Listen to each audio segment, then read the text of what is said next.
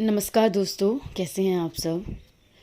मैं प्रांजल आर्य आपके साथ, और आज मैं आपसे एक बहुत ज़रूरी बात शेयर करना चाहती हूँ। मैं अपना एक्सपीरियंस आपको बताना चाहती हूँ। इस दौरान जो मुझे एक्सपीरियंस हुआ काफ़ी बुरा था। मैं आप लोगों के साथ इसलिए शेयर करना चाहती हूँ ताकि आप लोगों के साथ वो चीज़ ना हो। कभी आपके साथ इस सिचुएशन आपके सामने आती है तो आप उसे डील कर सकें, आप उनकी बातों में ना आएँ। और ये बात तो हम सभी जानते हैं कि हर किसी के घर में कोई ना कोई दिक्कत होती है, फिर वो फाइनेंशियल हो, फिर वो फैमिली प्रॉब्लम हो या करियर से रिलेटेड हो। लेकिन इस कोरोना वायरस आउटब्रेक में जो सबसे ज़्यादा दिक्कत हमें देखने को मिली है वो फाइनेंशियल। और वैसे भी बहुत लोगों को फाइनेंशियल दिक्कत होती है, इस दौरान नहीं, वैसे भी होती है। तो कुछ लोग जो होते हैं वो इस चीज़ का फ़ायदा उठाते हैं। उसमें से एक जो मुझे एक्सपीरियंस मिला, फोर्टेल रियलिटी का एक कंपनी बताई जा रही थी। अंकुश शर्मा नाम का एक बंदा है, एचआर, अपने आप को एचआर बता रहा था फोर्टेल रियलिटी का। उसने मुझे एक मेल भेजा था जिसमें लिखा हुआ था part time job, online project. आजकल हम इन सब चीज़ों को ज़्यादा सर्च करते हैं क्योंकि अर्निंग बहुत कम है, जॉब्स बहुत कम है, अनएम्प्लॉयमेंट ज़्यादा है। तो हम लोग सोचते हैं कि पैसे भी बच जाए, कुछ और काम भी कर लें, साथ में पार्ट टाइम भी कर लें, कुछ फुल टाइम हो जाए, कुछ पार्ट टाइम हो जाए, घर का खर्चा निकाल लेंगे। 10 चीज़ें होती हैं, बहुत सारी दिक्कतें भी होती हैं। ऐसे लोग इनकी बातों पे ज़्यादा फंसते हैं। तो उसने एक मेल भेजा जिसमें लिखा हुआ था part time work from home. तो मैंने भी देखा तो मुझे भी लगा कि शायद मैं कर सकती हूँ, अगर जॉब के साथ साथ करने में क्या जा रहा है। उसमें लिखा हुआ था कि नॉवल का जो वो मुझे देंगे 10,000 रुपीज़, और एक एक्सेल वर्क था, उसके पैसे शायद कम थे, लेकिन उसका मैंने ध्यान नहीं दिया। तो उस मेल में उनकी वेबसाइट का जो लिंक था वो था, उसके थ्रू मैंने रजिस्टर्ड किया। तो पेमेंट का ऑप्शन था, तो मैंने पेमेंट नहीं किया, मैंने सिर्फ रजिस्टर्ड करके हटा दिया। मैंने सोचा कि यार छोड़। फरवरी 2020 अंकुश शर्मा का मेरे पास व्हाट्सएप पे मैसेज आता है फोर्टेल रियलिटी से कि आपने रजिस्टर्ड किया था। अब उस दौरान मेरे पास 2-3 कॉल और आते हैं फोर्टेल रियलिटी से, एक लड़की का और 2 लड़के का। अब पता नहीं ये सब मिले हुए हैं या क्या है। मैंने इतनी उनसे बात नहीं की। मैंने बोला मेरी अंकुश से बात हो गई है, तो अगर मुझे होगा तो मैं उसे बता दूंगी। अब मैंने उससे बहुत सारी चीज़ें पूछी। उसने मुझे पेमेंट प्रूफ दे दिए कि हमें पेमेंट रिसीव हुई है, हमने पेमेंट दिए हैं, देखो ये वो सो। और उसने फिर मुझे अपनी वेबसाइट का लिंक दिखाया, बड़ी सारी चीज़ें दिखाई ट्रस्ट बिल्डअप करने के लिए। तो मैंने बोला कि ठीक है, मैं आपको सोच के बताऊंगी, मैं अपने पेरेंट्स से डिस्कस करके बताऊंगी, पेरेंट्स से। तो उसके बाद मैंने सोचा कि यार फाइनेंशियल दिक्कत भी है, कोई बात नहीं, कर लेते हैं, एक बार ट्रस्ट करके देखते हैं। मैंने उसको बोला कि मेरे को बहुत सारे ट्रस्ट इश्यूज़ हैं ऐसे ऑनलाइन प्रोजेक्ट्स पे। तो उसने मुझे बोला कि 100% आपको आपकी पेमेंट मिलेगी, आप हम पे ट्रस्ट करके देखिए, 1 वीक हमारे साथ काम करके देखिए, आपको ट्रस्ट हो जाएगा, ये वो सो एंड ऑल। तो उसके बाद मैंने थोड़ा टाइम बाद डिसाइड किया, जब मेरी सैलरी आई तो मैंने डिसाइड किया कि चलो कर लेते हैं। तो जब मैंने उसको बोला कि कैसे पेमेंट करनी है, तो उसने बोला आपको पेटीएम से पेमेंट करनी है। तो मैंने बोला अच्छा ठीक है। तो मैंने उसको पेमेंट कर दी 2750 की, 2750 की।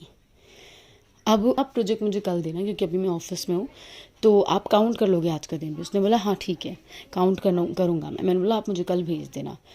कल उसने मुझे भेजी।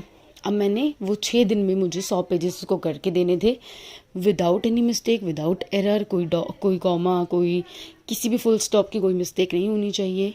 85% प्रोजेक्ट सही होना चाहिए। और 80 में जितना मेरी एक्सपेक्टेशन है और जितना मैंने किया, मुझे पता है मेरा प्रोजेक्ट 85% से ज़्यादा सही था। अब इस दौरान होली की छुट्टियां थी बीच में। उसने बोला कि मैम, वैसे उसकी पीडीएफ में ये चीज़ मेंशन है कि 48 आवर्स में आपका सब कुछ चेक हो के आपको 48 आवर्स के अंदर अंदर आपकी पेमेंट हो जाएगी। लेकिन इस दौरान उसने मुझे बोला कि होली की छुट्टियां हैं, ये है वो है, तो मैम अब भी नहीं हो पाएगा, वर्किंग डेज काउंट होते हैं, कंपनी के कुछ रूल्स एंड रेगुलेशंस होते हैं। मैंने बोला तो आप मुझे पेमेंट ही तो करोगे ना, तो आप मेरी सिक्योरिटी मुझे रिफंड कर दो। उसने बोला मैम कुछ कंपनी के कुछ रूल्स होते हैं, रेगुलेशंस होते हैं। मैंने बोला अच्छा ठीक है। उसने मुझे ट्यूसडे का टाइम दिया। मैंने उसको बोला ट्यूसडे को तो होली है, उसने बोला सॉरी मैम वेडनेसडे। अब मैंने उसको वेडनेसडे मैसेज किया, उसने मुझे वेडनेसडे भी कोई रिप्लाई नहीं किया। उसने बोला कि नहीं अभी आपका प्रोजेक्ट चेक नहीं हुआ। अब मैंने बोला कि इट्स ऑलमोस्ट 5 डेज़ कि आपने मुझे नहीं बताया, आपने बोला 48 आवर्स के अंदर अंदर सब कुछ क्लियर हो जाता है। उसने बोला होली पड़ गई थी। मैंने बोला ठीक है, मुझे लगा जेन्युइन रीज़न है।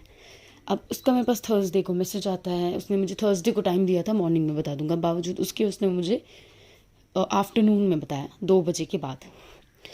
उसने मुझे बोला आपका जो काम है, आपका जो प्रोजेक्ट है वो रिजेक्ट हो चुका है, 30 पेजेस रॉन्ग। उसने मुझे ये बोला हुआ था। तो मैंने बोला ऐसा हो ही नहीं सकता, सुबह के 4-4 बजे बैठ के काम किया हो, एक एक लाइन इतनी ध्यान से देख के काम किया हो, वो मान ही नहीं सकता। मुझे पहले तो समझ ही नहीं आया कि क्या हुआ क्या नहीं हुआ। तो मैंने बोला ऐसा हो ही नहीं सकता। मैंने उसे कॉल किया, वो फ़ोन नहीं उठा रहा। फिर मैंने अपनी फ्रेंड के फ़ोन से उसको फ़ोन किया, तो उसने फ़ोन उठाया। तो हमारी बहस भी हुई उससे, हमारी बहुत बहस हुई। तो हमने उसको बोला कि हमारी सिक्योरिटी रिफ़ंड कर।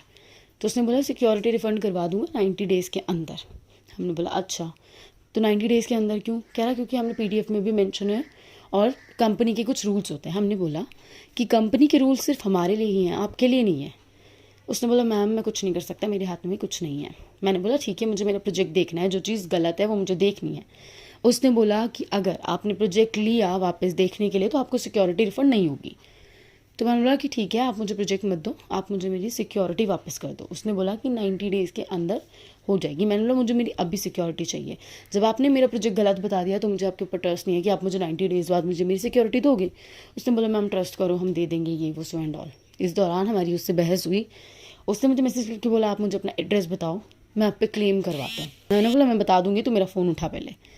उसने मेरा फ़ोन उठाया, तब उसने मुझसे आराम से बात की। उसने मुझे बोला मैम अगर मैं गलत होता तो मैं आपका फ़ोन ही नहीं उठाता, ये वो। मैंने बोला ठीक है, जितनी जल्दी हो सकता है आप उतनी जल्दी मुझे मेरी सिक्योरिटी रिफ़ंड करवा दो।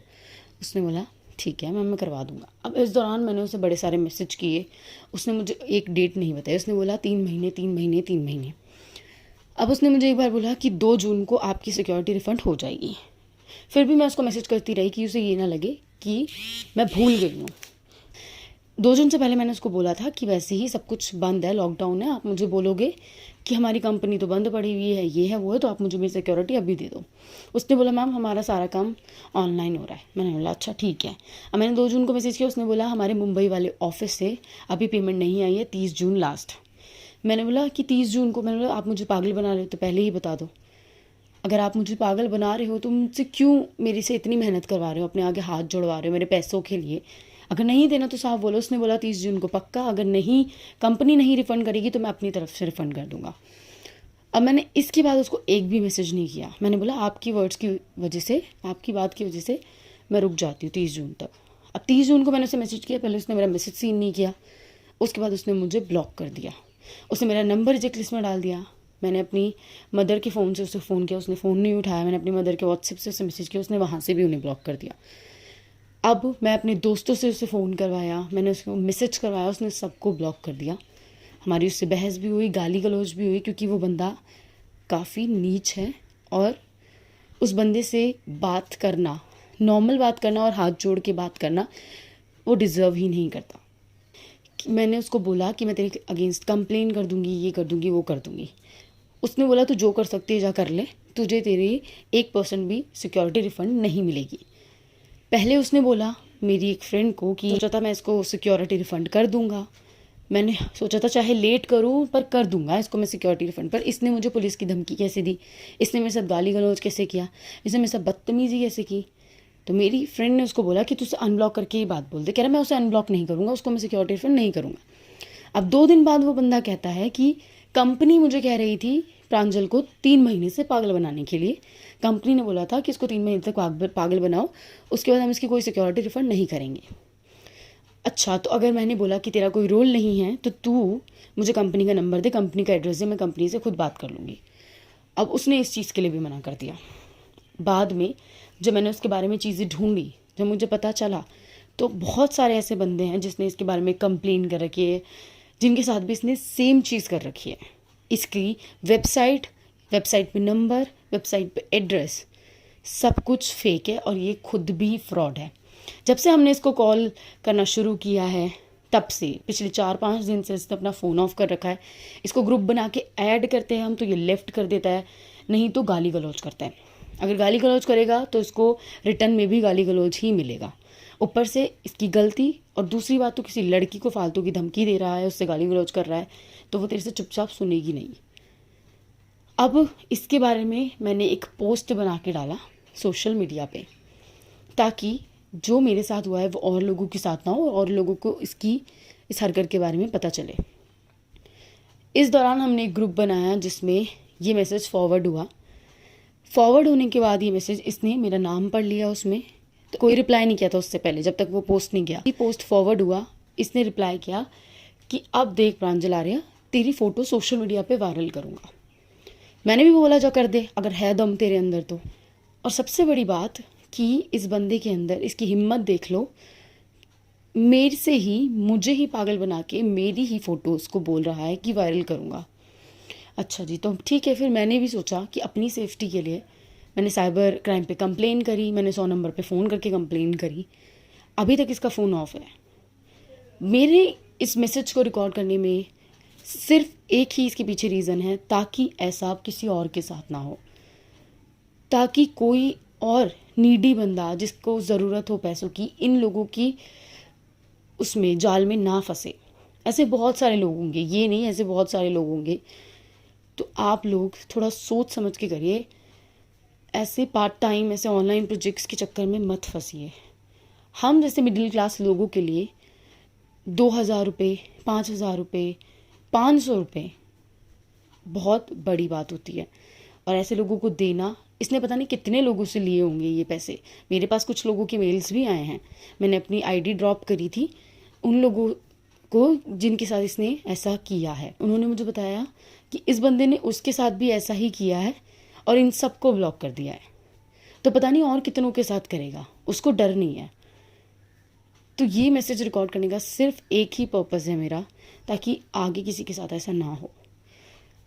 और इस मैसेज को आप आगे फॉरवर्ड करिए ताकि लोग इस पोर्टल रियलिटी के बारे में जानें, इस एचआर अंकुश शर्मा के बारे में जानें। साथ ही मैं इसका नंबर भी आपको मेंशन करूँगी, ताकि अगर आपको इस जो भी इस नंबर से मैसेज आता है तो आपको पता चले कि ये वही बंदा है। इसकी वेबसाइट का लिंक भी डालूँगी, सारे स्क्रीनशॉट्स भी लगाए हैं मैंने देखने के लिए कि ये बंदा एक फ्रॉड है। और ये सिर्फ पहली बार मेरे साथ नहीं, इसने बहुत लोगों के साथ ऐसा किया है। Thank you.